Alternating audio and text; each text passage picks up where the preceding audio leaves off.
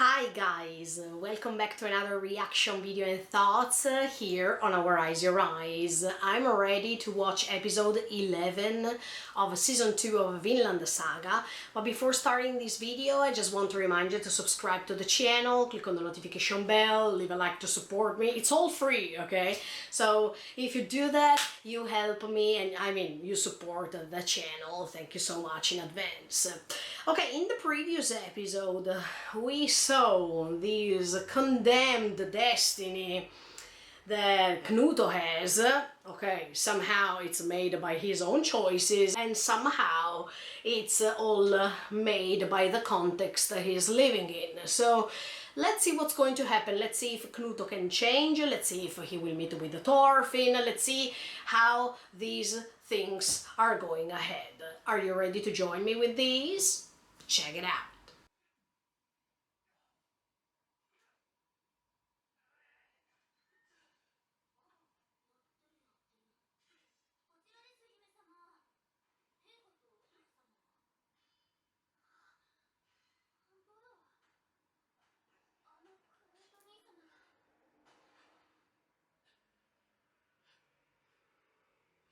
He is training to fight.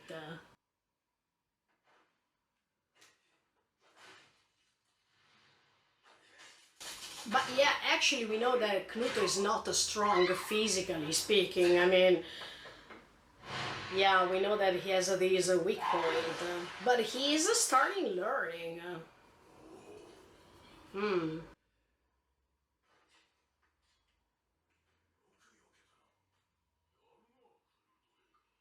Hmm. Ah, so he is putting lots of armors on purpose. Okay.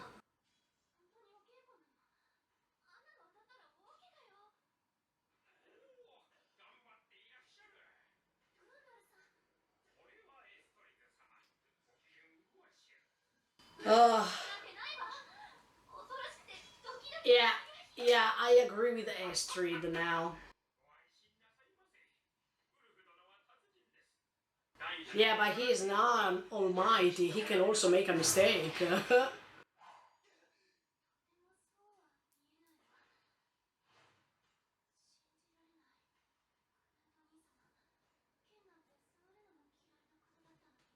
Exactly.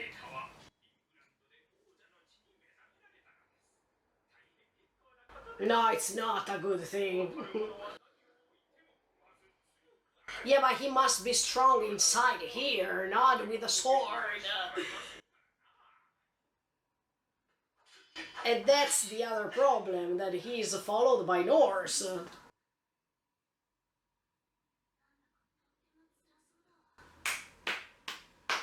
I agree with these two. Look, Astrid knows her brother more than anybody else.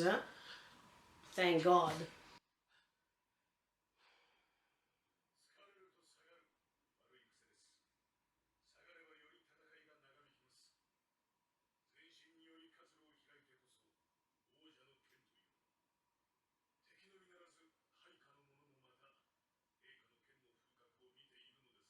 That's super stupid.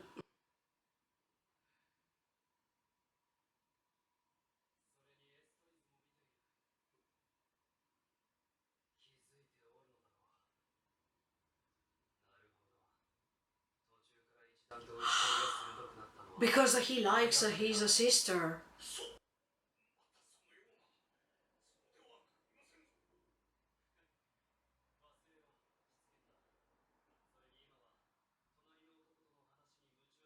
Oh!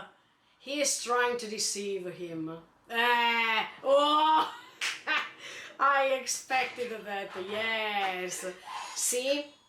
Knuto has this ability to trick people with words. But see, Knuto, you don't need actually a sword to perceive others. To pursue others. You don't need swords. You need intelligence and strategy.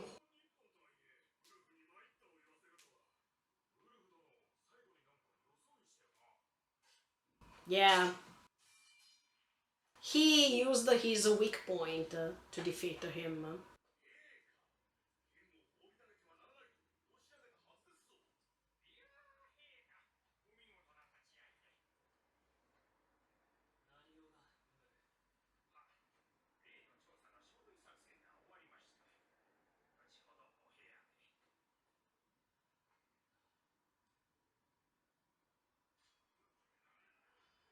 Let's see what he wants to investigate about.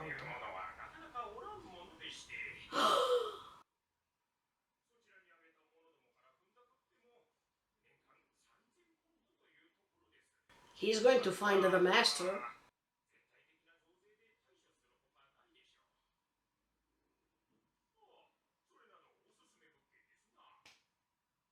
Oh no!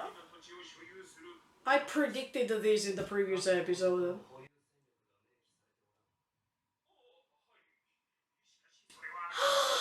Okay, Knuto will meet Thorfinn. It's about to happen.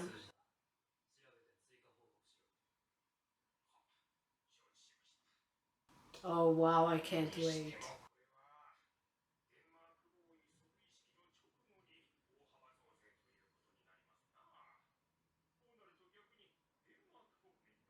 There will be a backlash, of course.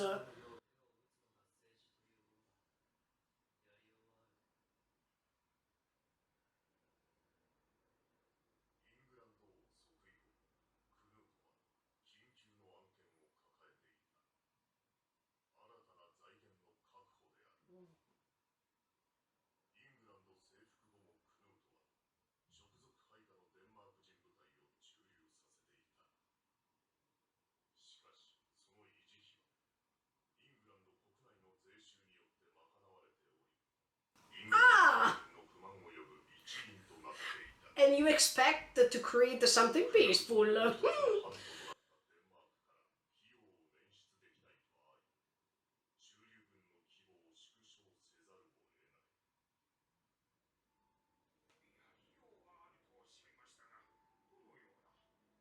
He doesn't even know, I think.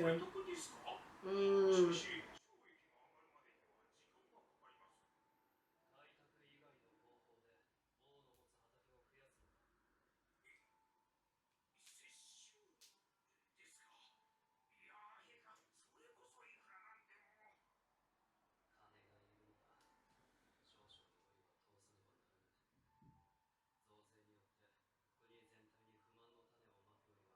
Yeah, but anyway, they will rebel at you one day.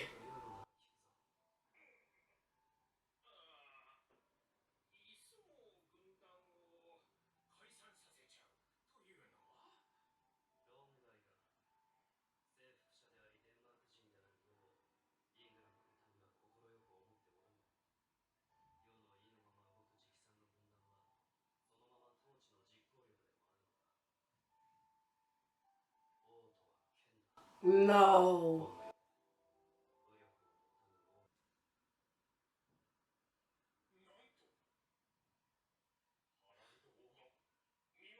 Yeah, because he didn't know that.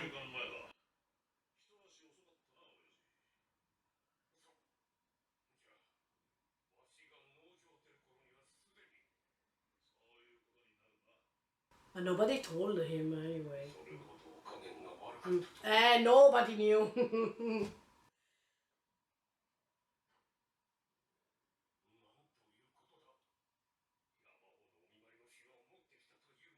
You can give him all these, I mean, you can give them to Knut.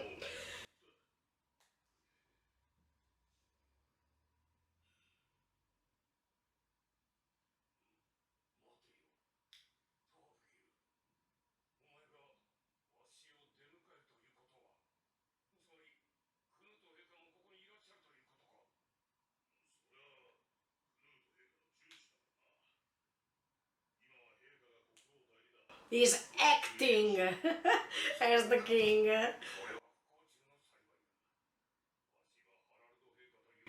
Mm.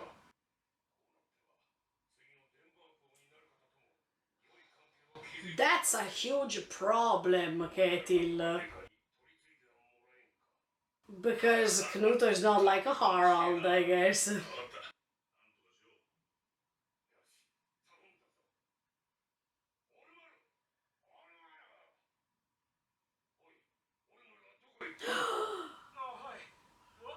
Oh no, because actually he wants to join Knuto, but...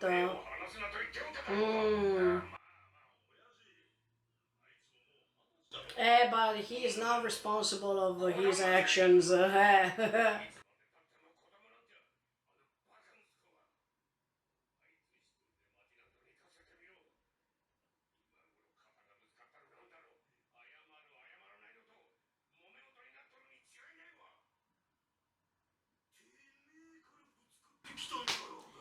Ketil knows that he's a son bear, you know.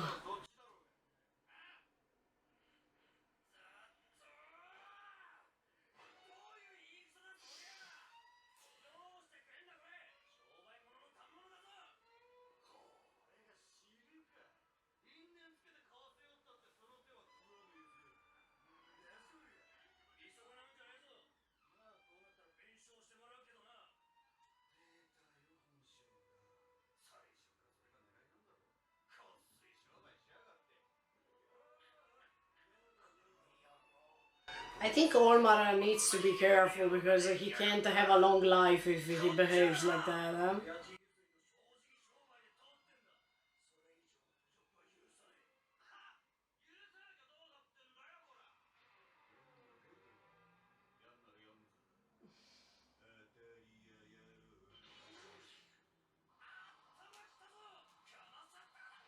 Now I think he will be...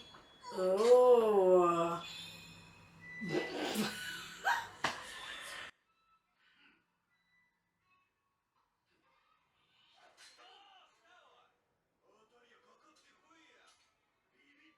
But Olmar seems like a Knuto at the end of the day, yeah? He can be good with words, but he can't use the sword perfectly, yeah?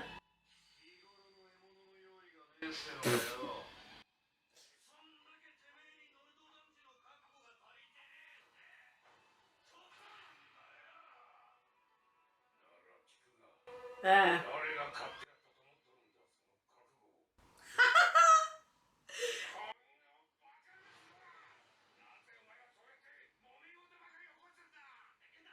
It's in his DNA, yeah? Oh!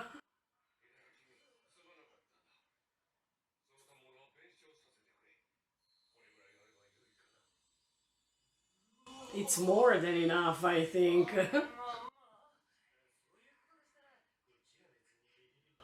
Yeah, also because Ketil is pretty rich, huh?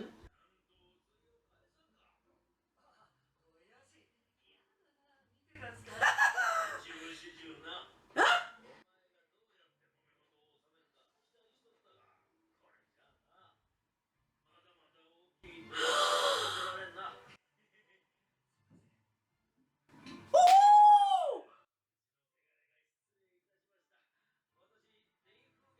No way! That was Leif's son! Okay, everything is connecting here. Oh, look, I can't wait.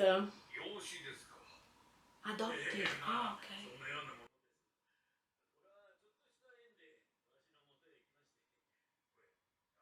He resembles Thorfinn a little bit, the hair, the beard. Ah! What?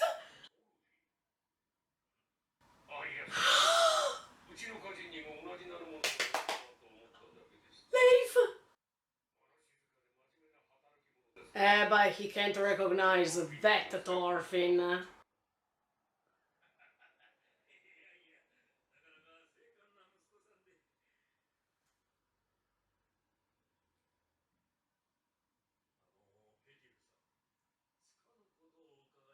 Go ahead, Leif. Yes. Yes. Leif understood everything, I guess. No, no, no. I mean, there's no offense, but...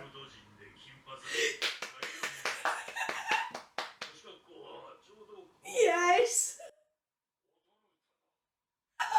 He found him. Uh,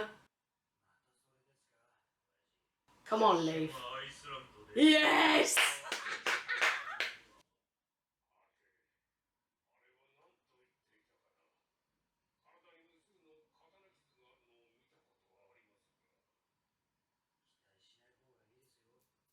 No, no, no, it's a him this time, huh?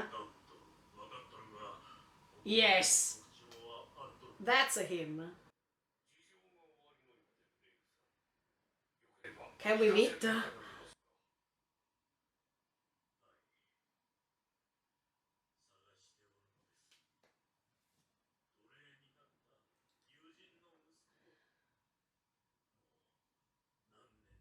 Come on, Ketil, give him the chance to meet him.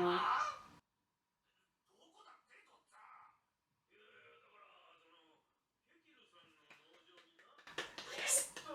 Yes! Yes! Yes!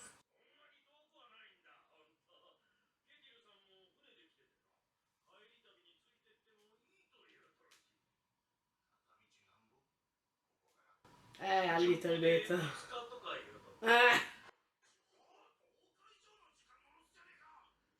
No, no, no, this is more important, okay? Uh,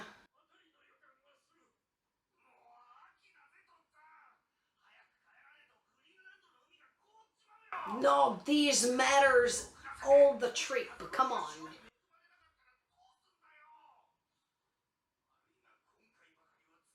Ugh. Go by yourself, Leif. This matters quite a lot this time.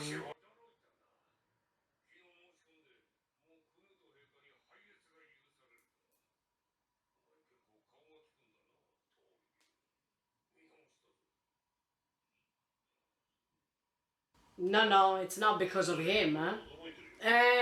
Because Knuto noticed you already. No, no. He needs money.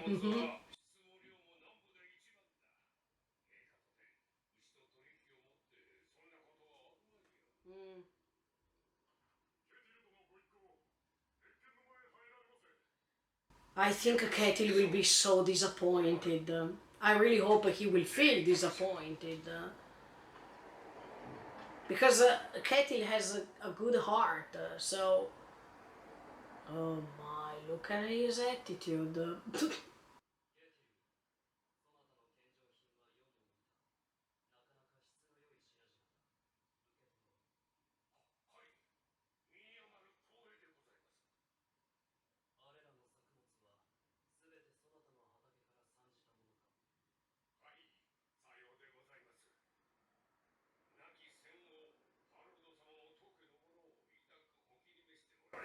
They are all good quality products. Ah, but let's use you.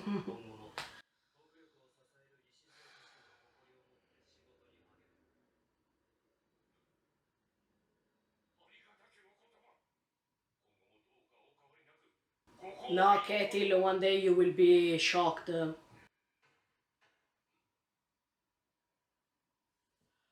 Olmar, please, no.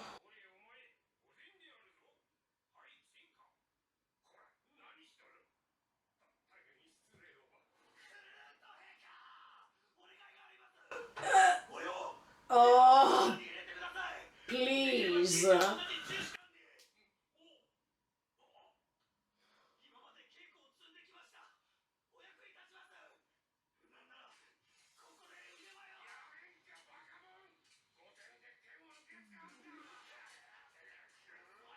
Oh my.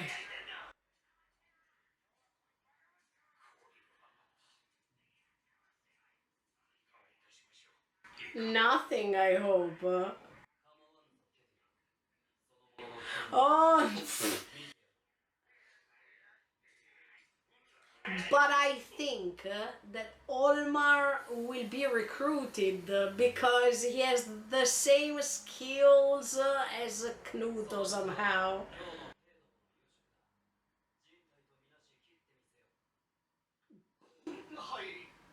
No, for real. But I think he's going to join him. I have this feeling. Come on, Olmar.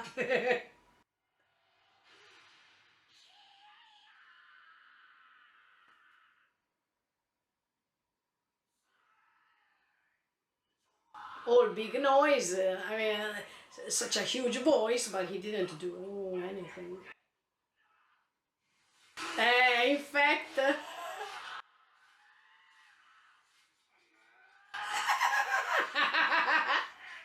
look, even if this is terrible, but it's funny. But he will say yes. I bet this. Let's see if I win or I lose.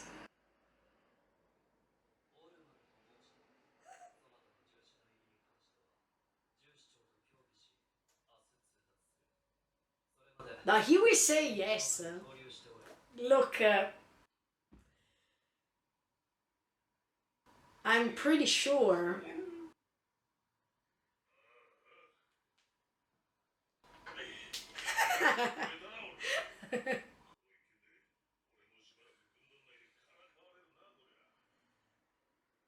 Well, now Olmar is going underground.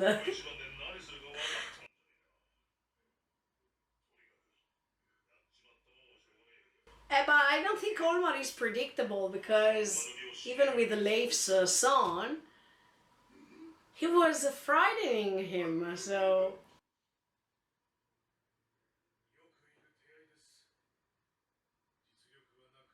no, no, they are not common. It's the perfect candidate for Knuto. No, no, I really don't believe so. Uh,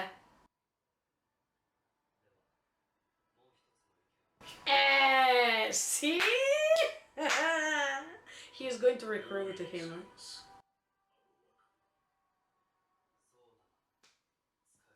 I won the bet. Mm.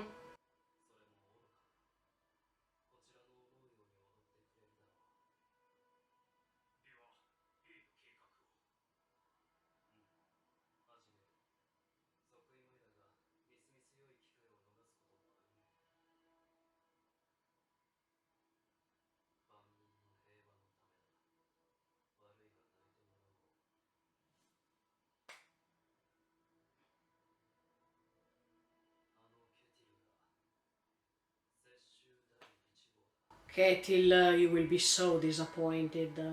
Okay, guys, actually, in this episode, lots of things happen. I wanted to try to remember all of them one by one so I can analyze the more that I can. And first of all, I want to start from the beginning of the episode, as always. In that case, we saw Knuto and his ability to fight. Yeah, let me tell you honestly, as for what I was thinking, even in the previous episodes, Knuto has this strategical mind, he has this kind of skill, and we already know that he's not good fighting. We know this also because of the first time he used a sword in his life. That was exactly when he killed Askeladd. At the same time, we know that throughout these new episodes of season 2, he has never used a sword.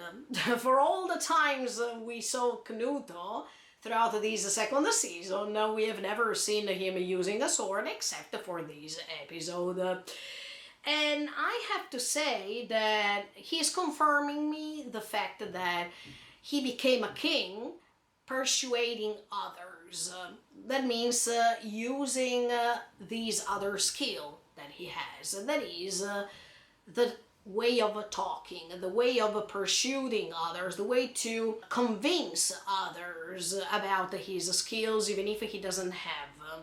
And even the fact that he is using some tactics, threatening others to convince others that his power is almighty, and that's his best quality. And by doing so, he was able to reach his goals. That means becoming the King of England and at the same time becoming the King of Denmark. Thanks to this episode, we also understand maybe the reason why he killed his brother, because he really needed money to compensate the taxes and everything. That's why by gaining Denmark, he was able to stabilize these crisis that was about to happen. And of course, in order to maintain these peace between people, he decided to let his brother pay the price for all these. And he's even remarking these at the end of the episode, that in order to maintain these peaceful feelings between people, there's someone that has to pay the price for it. I already told you this in the previous episode with that long, super long analysis, sorry for that, but you know that I am quite talkative, especially when there are great episodes like the previous one, but even like this one.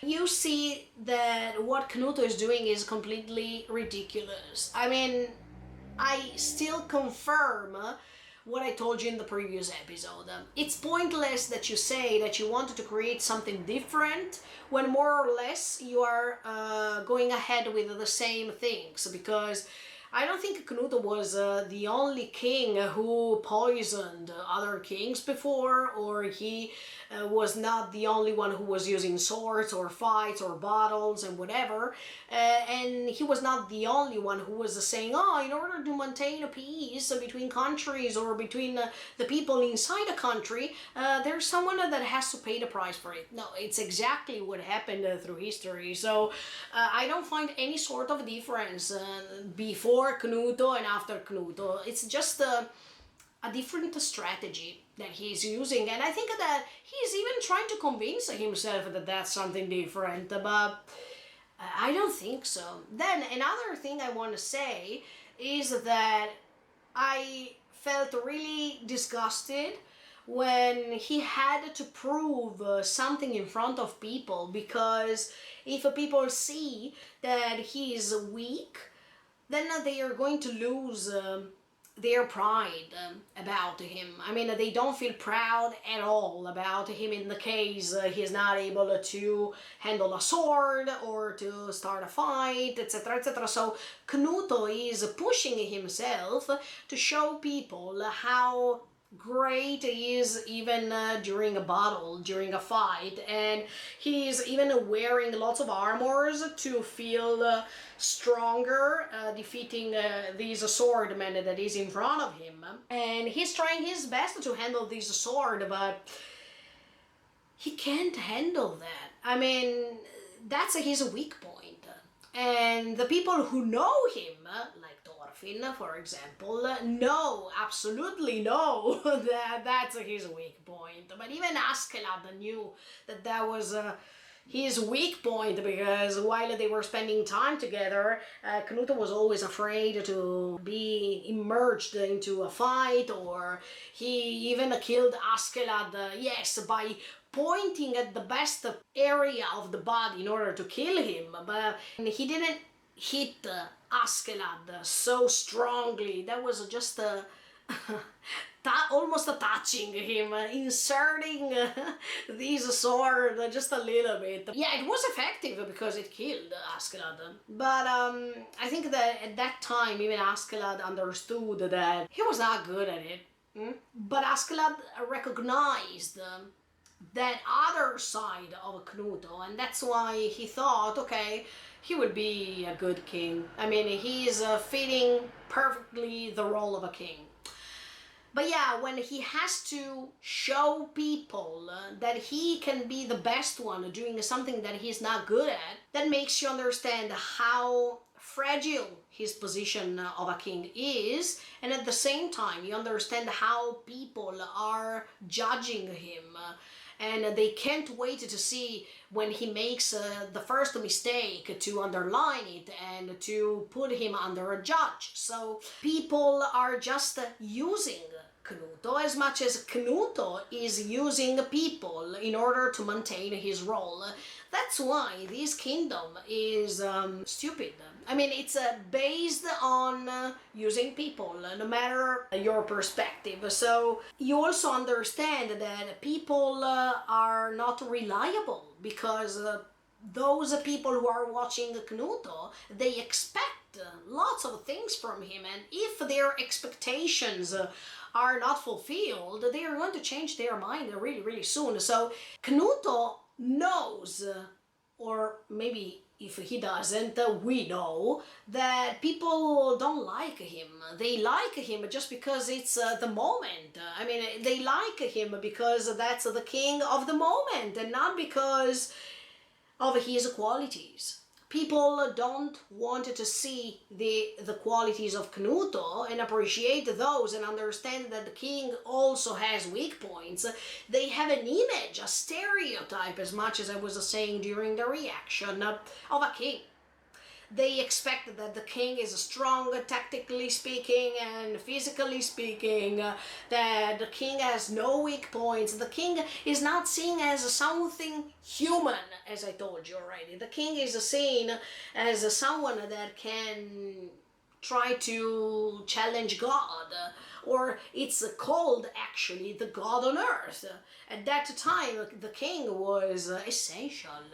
And as you could see, once Denmark was conquered, these Danes were looking at him. They were studying Knuto, because they wanted to see if it's really worth it to follow him or not. And Knuto has always to prove himself that he is great in order to achieve their expectations or their pride, that it's the most important thing for a king. Because if people are proud of the king, they don't rebel, and at the same time he is not going to be dethroned, right? That's the most important goal that Knuto has, to not be dethroned and at the same time to reach his goal by using these strategies and by trying to fulfill his plan.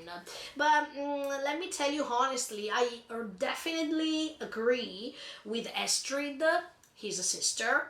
Estrid is an important character in my opinion, because she is the only one left on Knuto's side, a real side, and Estrid is the only one who can understand Knuto pretty well deep inside, because she was even saying, oh, I can see my brother in such a pain.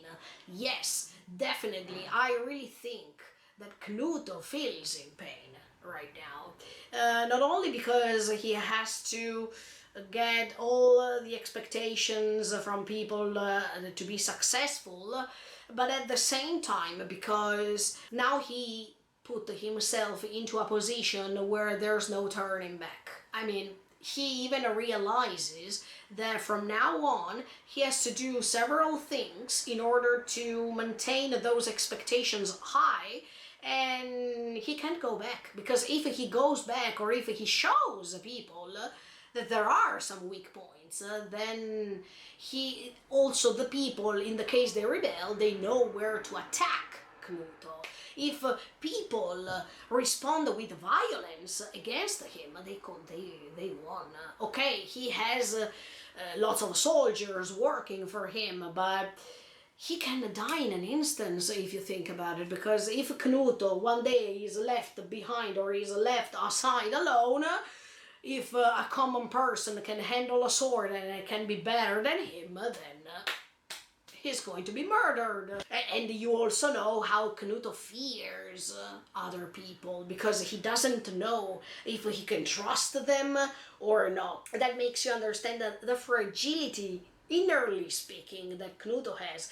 He is constantly living in pain anyway, because of his decisions, because of the people who have to pay the price for everything that he's doing, because he lost a brother for this, because he can't show his fragility. He can't be himself in front of others, except for the moment in which he's in front of Astrid, because he can't lie in front of his sister. He could lie in front of his brother, but let's say that Astrid can be even smarter and detect something that others can't. Of course, Ragnar's brother can't understand this. For sure. Floki can't understand this, for sure. So the only people who can help Knuto to re-emerge on surface are Astrid and Thorfinn. And I really hope that something great is happening, and I really hope that Astrid is not going to be killed just because she's the one who can really understand Knuto and can threaten somehow his personality that he is building right now. I mean, I hope that Knuto doesn't want to kill her, because it can be something threatening him, threatening his peaceful mind by becoming something really bad. I don't know if you understood what I mean, but when someone has a plan and he pretends to act a role, if someone detects that that's fake, that's something threatening him or her, right? So I don't want that Knuto is going to kill her because she understands so many things about him and can help Knuto to go to the right path, while Knuto actually wants to go to the other path. Let's see what's happening right now. But I even noticed that in this episode, immediately after, in order to win the battle, Knuto used his strategical mind. We understand that this swordman likes Astrid, and he was using his sister to distract this swordman so that he could turn his face, and then Knuto attacked with the shield. Not even with the sword, actually. He is throwing this shield in front of him, and so the fight finishes. Let's say that Knuto is lucky because he has on his side this ability to create these circumstances that can help him, and that's why he is great right now. That's why he can handle these two countries.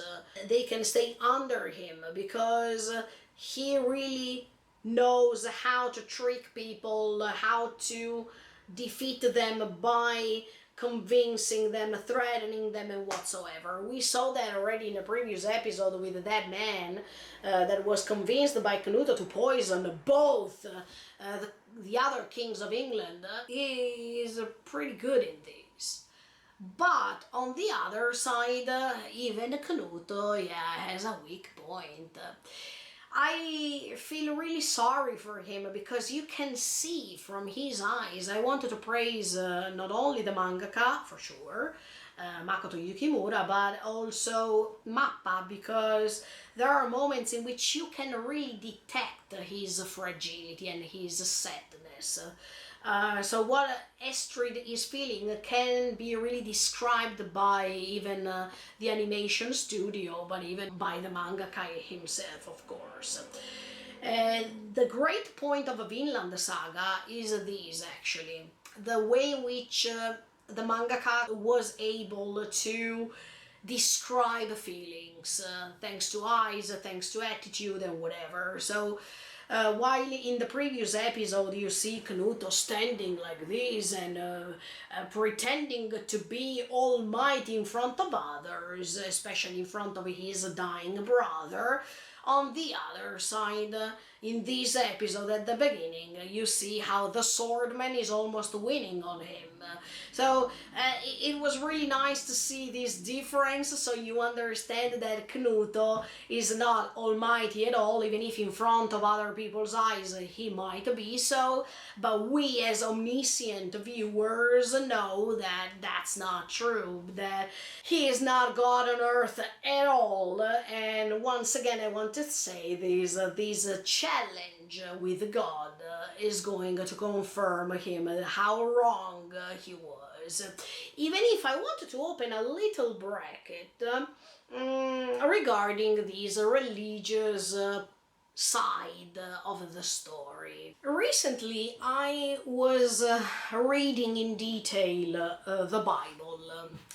Don't ask me why, but sometimes I like to dig inside specific subjects.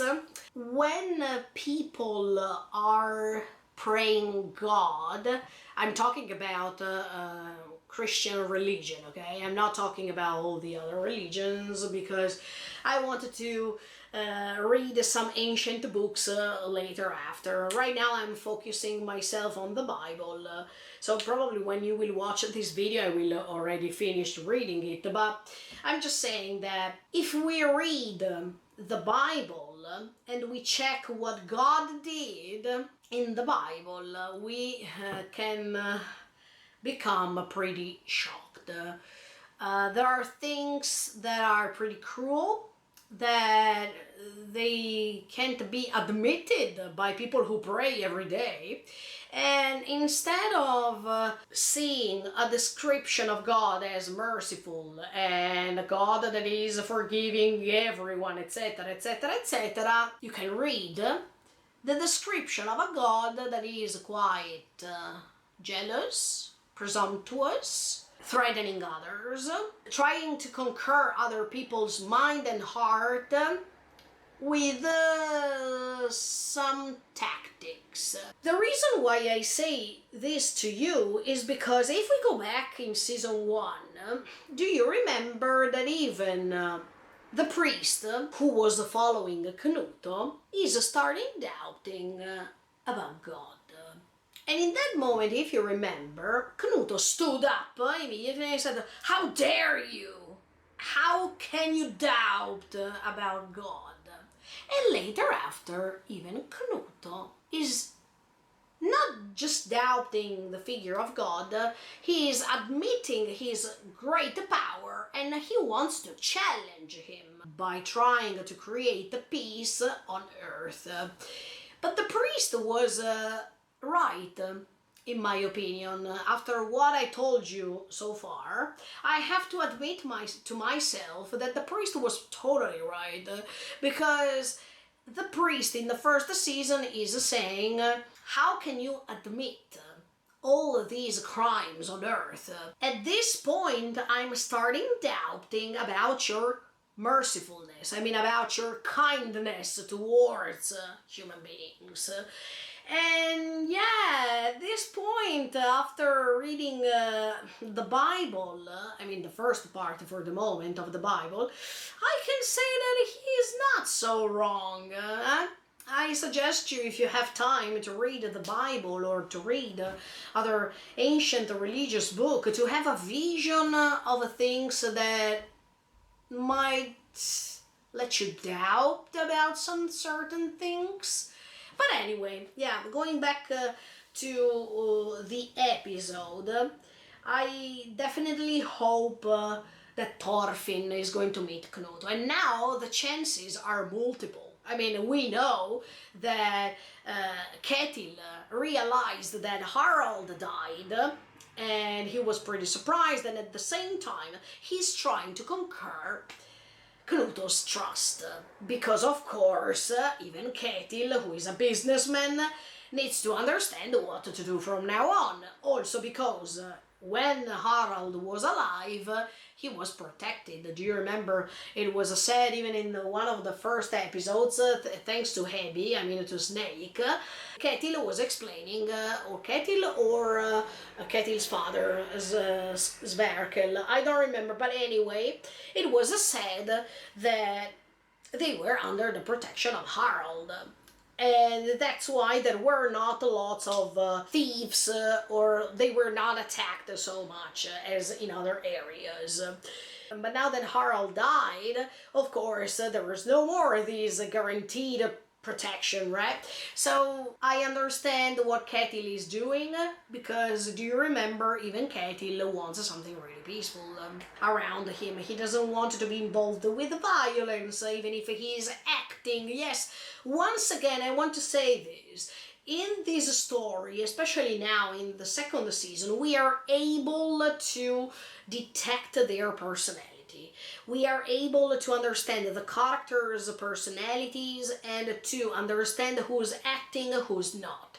These double face that they have. It can be Knuto, it can be even Ketil, but all these people, even Olmar, he's playing a role, deciding to pretend to be someone outside, but that outside is not reflecting the inside. And Ketil doesn't want to be harmed, not him, nor his farm, nor his servants, nobody, nor his sons, of course. So he wants a peaceful environment, but he knows that he is constantly waiting for chaos to emerge. I mean, I have the feeling that Ketil is always afraid that something is going to happen, and in fact, when he goes with Olmar in the city and he sees that Olmar can create some troublesome things, he is getting afraid of it. I mean, he is always, Olmar, shut up! Olmar, don't do that! Olmar, sit down! He is afraid that this peace can collapse suddenly, and is not matching with the role he's interpreting, because he's interpreting the role of the strongest man who, when he was young, he was punching everyone and he's super strong, and he's playing this role not only to the farmers that they work for him, but he's playing the role in front of his sons. That it's even worse. I already talked to you about this before, but interpreting a role doesn't guarantee you success, doesn't make you feel clean inside. There's always the fear that you can feel in order to be discovered by others, and when you are discovered, you can't excuse anything anymore, because facts are evident. The facts can tell you the truth, right? So I feel Ketil, that he wants to save as much as he can this peaceful environment that he created by himself, without enslaving the slaves so much as others, and by giving them some opportunity to work, to gain money, to try to be independent, to keep his promises and whatever. I mean, he's a writer's man, right? But I think that as soon as he will have a relationship with Knuto, he will understand that something is wrong, because Knuto is totally different. Even if now we have two actors playing two different roles, but I think that Knuto's role is going to be dismantled pretty quick, especially after he will meet Thorfinn. There will be a sort of chaos created inside Knuto's soul, and I can't wait for this, because not because I dislike Knuto. I mean, I like Knuto's character because it's quite efficient for you to understand what's good, what's wrong, how people should behave and all these kind of things, but it's necessary. I mean, as a character we need him, because thanks to his mistakes we can learn. So that's absolutely stunning as a character. I like Knuto so much. And I like what he represents, as much as I liked what Thorfinn represented in season 1. All these sides of a personality, that they are well depicted, but at the same time they are very well underlined in order for you guys to understand that sometimes we pretend to be someone we are not, that sometimes we think that by gaining power we can feel almighty, that sometimes we stop being ourselves based on the environment we are in, and we decided to sacrifice a side of ourselves to please others. I mean, all these kind of subjects that are all involved and well described, but at the same time they let you understand that all these kind of things are wrong. So Vinland is inspiring also for these kind of things. I don't think Ketil will appreciate Knuto, because as soon as he will understand that he is used, that his farm is used to do other things in the reign, I mean in the kingdom, Knuto wants to possess that land. And this is something Harald didn't do. So there will be a difference. You will see how Ketil will be disappointed, but he will not be able to get rid of Knuto because Knuto is granting him protection. And how are we going to risk? Yeah, because at this point, the good thing of this story is another one, the ability to risk. Even Thorfinn risked by trying to go on living, and by being able to awake. Even Einar risked with his life later. So even Ketil needs to risk. Do you prefer to stay under a king who's going to use you and possess your land? Or do you want to risk standing up and being against all these? Hey, you need courage. Yes, that's another huge theme here. The courage. Because if you're not courageous enough to change what's not good, instead of keep staying under someone because you're afraid to risk, you're afraid to stand up and say whatever you want. In this case, I appreciate Olmar because he stood up. Even if that was not the case of standing up, because when you're in front of a king, you shouldn't stand up, you have to follow the rules and whatever. No, he risked. He stood up and he said, let me join you. So even from this point of view, Olmar was great because he was doing something, he was breaking these rules, right? He was doing something that was not supposed to do. And I think, Knuto appreciates Olmar because of what I told you during the reaction. Both Olmar and Knuto are not good enough with the swords. They don't have this physical ability. They don't have this physical strength. And they are afraid of swords instead. But they can cover this weak point they have by using talkative strategy. I mean, they can talk, they can persuade, they can convince, thanks to their personality, to let other people believe that they can do something else. By doing this, they are super powerful. Because if you think about it, if I can convince you about something without using a sword, without threatening you, and I can, or maybe I can threaten you without using a sword, without using violence, you're super powerful, right? So from this point of view, Knuto is letting other people do what he can't do. But he is super powerful. By doing so, he can't be accused by others that he committed certain crimes, right? Because he is using a shield, he is using other people in front of him doing what he is demanding. So if someone has to be accused, it's not him, but those people who committed the crime. That's smart, but at the same time it's too good to be true.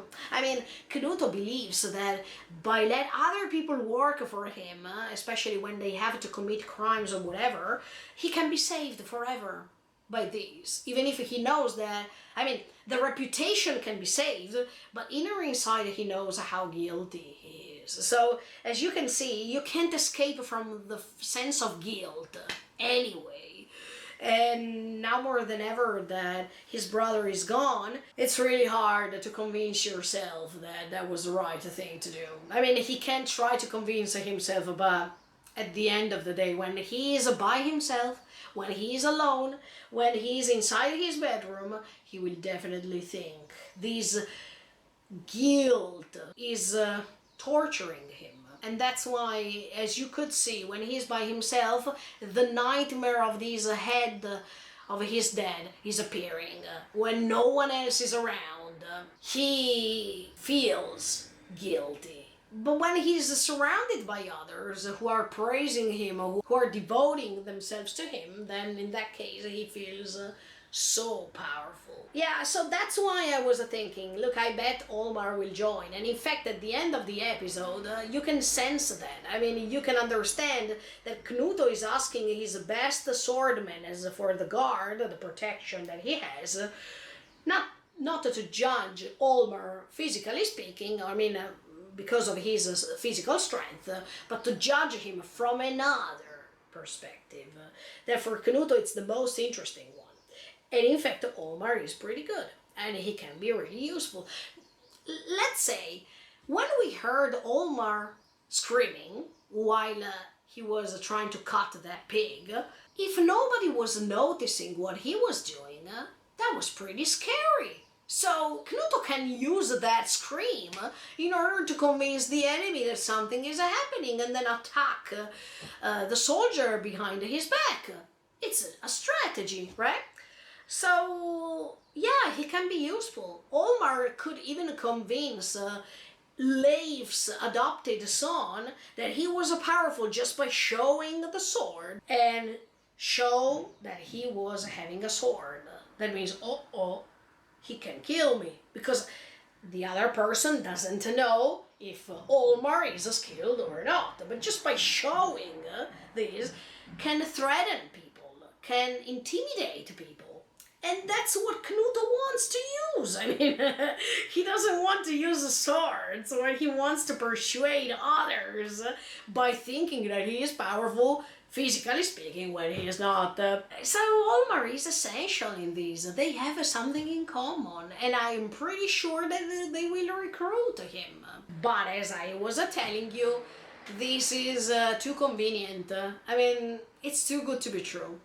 Knuto needs to understand that even by ordering others to kill others for him, that's a crime, and you can't escape from it. You can't expect to create anything peaceful when you are the first one ordering someone else, persuading others, threatening others to commit crimes. There's no peace in crime. It's just antithetical. So that's why I think that sooner or later, when he will meet Thorfinn, he can't escape from that meeting. And he can't even escape from what's coming after this meeting.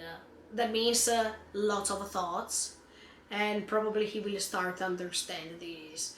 If he doesn't, that's pretty disappointing, but not because I wanted to stand on Thorfinn's side at any cost, but Knuto needs to change his mind. If he can't change his mind, he's not evolving as a character, he's not evolving as a person. So I really hope that something great is going to happen from this point of view. When I was telling you about the moment in which Thorfinn and Leif they would have met, this is going to happen too, because we know, look at Destiny, okay? This is so great. Even in this story, Destiny is playing a huge role. Not only because Ketil is meeting Knuto, so we have the chance to have a meeting between Thorfinn and Knuto, but also because we have the chance to have a meeting between Thorfinn and Leif, because Olmar was attacking this adopted son of Leif. And I was speechless. I mean, I was so happy to see this, because I put myself in Leif's position. He made a promise to Helga and Ylva. He made a promise to himself too. He made a promise to Thors too. And he can't break all these promises. They are too important for his existence. I'm so happy that after so many years, he kept searching for Thorfinn. He even gave the name Thorfinn to his adopted son. And I don't think it's just a coincidence. I mean, I don't think that he put the name on this son just because he tried to find a Thorfinn, and he tried to see if someone one day would have responded, oh, look, I know a Thorfinn, he's blonde, this. Yeah, it could be true, but at the same time, I think that he put that name to that person because of the attachment that Leif has to Thorfinn.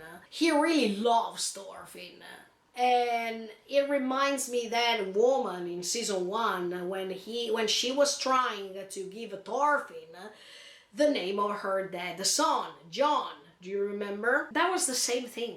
The attachment, the bond that it's created by two people, that it's not dissolving, it's not fading away. And I think Leif will always love Thorfinn, no matter if he changed or not. But by hearing all those details and by knowing from Ketil that he changed, because now he is really still and he's not fighting at all. He is farming, he's a slave, but he is farming. So he found a sort of a different environment. Leif wants to meet this Thorfinn, wants to clarify to himself, oh, that's him.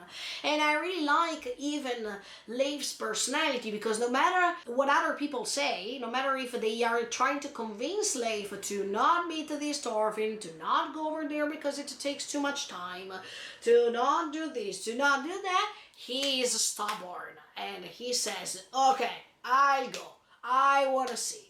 Even when his adopted son says, oh man, no, come on, don't believe it so much. You know, okay, Leif is saying, no, it's perfectly matching with the description that I know about Thorfinn, so I want to see him. And the way which he is convincing himself to go and see with his eyes if that's Thorfinn. I love that, because Leif represents the person that no matter what people say, he's going to move forward, he's going to realize by himself what he wants to see, and not just because he heard from others. And in fact, it's not even trusting Ketil, because he really wants to see him first.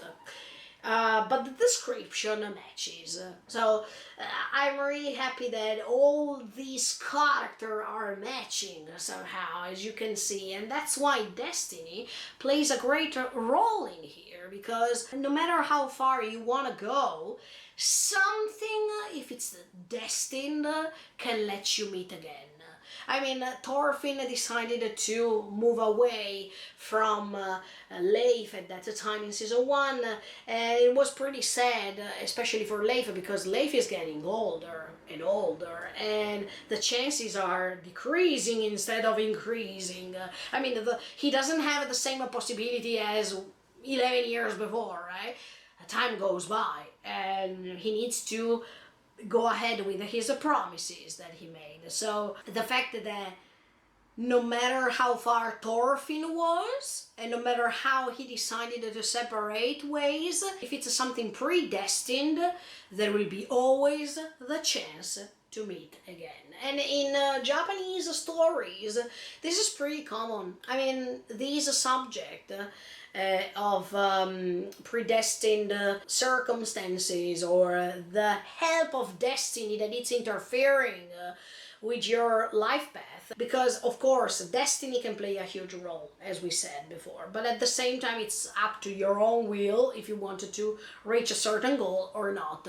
And we talked about this in many other stories. It depends. If you believe that everything is predestined, you're just following passively what you think that life was good for you, what life predestined for you, and you just live it. And other people believe that they create their own destiny. I mean, they have the power to create their own path in life. I don't know what to choose, sincerely, because personally speaking, I can also think that even if we believe that we can create certain circumstances, what if those circumstances are already predestined and we can't change them? I mean, maybe we are convinced by life that we can choose something, but what if what we choose is already chosen? See, we will never know this, but for sure we need to understand that there are things in life that are not just coincidences, that something tells you that there are certain events in life that are not explainable, that you prefer to give them a mystic tone, a mystic vibe, in order to try to explain them, because you can't explain them somehow in another way, right? And this is the perfect case, because if that day Olmar didn't go to the city center, and he didn't push Leif's son in that way, and the cloth was not really muddy, it was not turning muddy, Leif's son would have not complained at him. And even Leif didn't come out to complain about the rest when Ketil gave him the money, and Leif couldn't meet Ketil and didn't have the chance to ask about Thorfinn. See? Even the fact that Leif lived in that city, or no, he didn't live in that city, he was trying to stay in that city for a few days, right? So as you can see, everything is connecting here, and it's so amazing, because as I told you, on one hand you have the connection between Leif and Thorfinn, and on the other hand you have the connection Knut to Thorfinn. If Thorfinn was not recruited by Ketil to be a slave, right now Thorfinn would have never had the chance to meet Knut too. So as you can see, everything is coherent. Yeah, everything makes sense. And let's see what's going to happen now. I'm really curious to see, first of all, if Olmar will be recruited. But in my opinion, yes, he will join Knut's forces. And I wanted to see how Knut behaves when he will meet Thorfinn. I wanted to see what Leif will say when he will meet Thorfinn. For sure he will feel really emotional, I think, because he will see a different Thorfinn. He will see that Thors would have been so proud of him to see him like this and whatsoever. Even Thorfinn's reaction is what I expected the most. I mean, I want to see how Thorfinn reacts to all this that is going to happen, because it will be a mess. So yeah, can't wait to go on with this. And thank you so much for the support, guys. Thank you for joining me in this adventure, and feel free to subscribe to the channel to see more about it and many other stories too. So stay tuned and keep on watching. See you next time with episode 12 of Vinland Saga Season 2. Thank you so much. See you in the next video. Bye.